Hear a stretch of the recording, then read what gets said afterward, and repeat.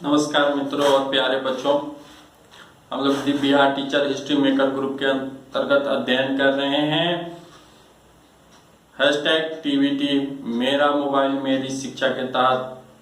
मैं पंकज कुमार वर्मा, नंद +2 high school Sugauli, पूर्वी चंपारण, मोतिहारी। आप मेरे साथ अध्ययन कर रहे हैं नवंबर का भूगोल। अभी तक हम लोग नवंबर के भूगोल के 9 अध्यायों का अध्ययन किया, उसके प्रश्न उत्तरों को देखा। अब उसका 10वां जो अध्याय है disaster management an introduction means आपदा प्रबंधन एक परिचय। तो इसमें हम लोग मुख्य रूप से जानेंगे कि आपदा है क्या।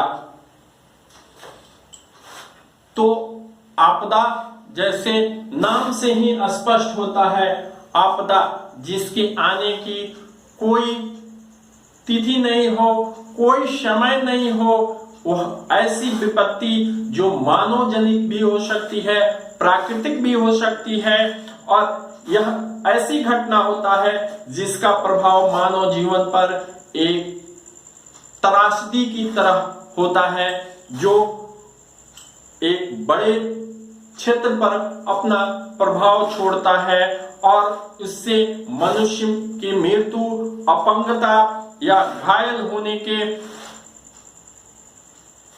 साथ और बहुत सारी विपदाएं उत्पन्न होती है, या एक तरह से कहें आपदा में बहुत सारी विपदाएं मानव जीवन को घेर लेती है। उस प्राकृतिक क्षेत्र में वास करने वाले सभी जीवधारियों के लिए यह एक भयंकर त्रासदी होती है, एक बड़ी घटना होती है, जिससे मानव जीवन या जो भी सजीव वहां वास करता है उनके लिए त्रासदी के समान होती है। त्रासदी ही एक तरह से कहें लाती है, जो उसकी मृत्यु, अपंगता और उससे जुड़ी हुई समस्याएं, घायल होना, या फिर यूं कहें तो बहुत सारे उसके जो प्रभाव होते हैं उसको लेके आती है।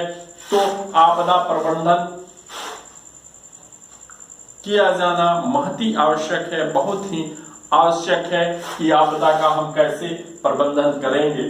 तो आपदा प्रबंधन के 4 मुख्य घटक है। 4 मुख्य घटक कौन कौन से हैं? तो आपदा की पूर्व की तैयारी, हमें आपदा आने से पहले आपदा के विषय में जानने की आवश्यकता है कि आपदाएं किस तरह की होती हैं, कौन कौन सी आपदाएं एक त्रासदी लाती हैं, उनकी हम पूर्व से क्या तैयारियां कर सकते हैं, कैसे उससे हम बच सकते हैं। तो पूर्व की तैयारी महत्वपूर्ण है।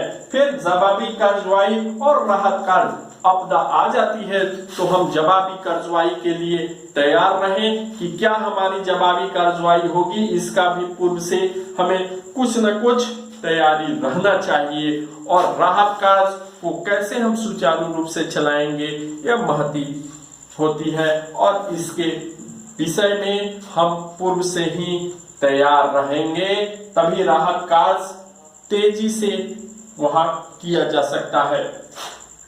सामान्य जीवन स्तर पर पुनः स्थापित होना और पुनर्वास मीन्स उस आपदा के आने के बाद हम कैसे फिर समान स्तर पर आ जाएं, जो हमारे पूर्व की जीवन स्तर थी, जैसे हम रहते थे वैसे हम कैसे पुनः हो जाएंगे। पुनर्वास की जो समस्या है उसको हम लोगों को कैसे पुनः उस पटरी पर लाएंगे जो इस आपदा के आने से पूर्व उनके जीवन में जो चल रहा था, उस पटरी पर उस गाड़ी को लाने की ही प्रक्रिया पुनर्वास कहलाती है।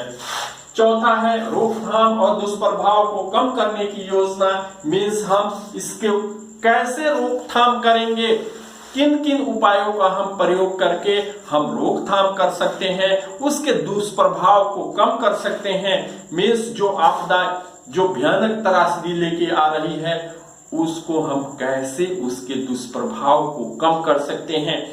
कुछ आपदाएं हैं जो हम जानते ही नहीं है और वह घटित होती हैं।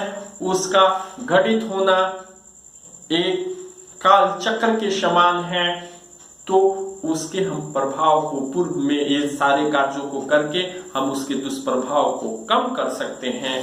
तो इन सारे जो 4 मुख्य घटक हैं, इनके बहुत सारे तैयारी की जो प्रक्रियाएं हैं, इसको पूर्व में ही एनडीआरएफ के माध्यम से हर जगहों पर इसका प्रचार किया जाता है और बताया जाता है। पूर्व की प्रबंधन की तैयारी कराई जाती है, विद्यालयों में भी, समुदाय में भी नुक्कड़ नाटक के माध्यम से यह पूर्व प्रबंधन की प्रक्रिया जो आपदा से बचने की होती है, जवाबी कार्रवाई राहत कार्य के लिए होते हैं, वह एनडीआरएफ के माध्यम से अलग अलग जगहों पर पूर्व में तैयारी करने की प्रक्रिया को बताया जाता है कि ऐसी अगर घटना हो जाती है, दुर्घटना हो जाती है, तो उसे हम कैसे बचेंगे, उसके प्रभाव को हम कैसे कम कर सकते हैं।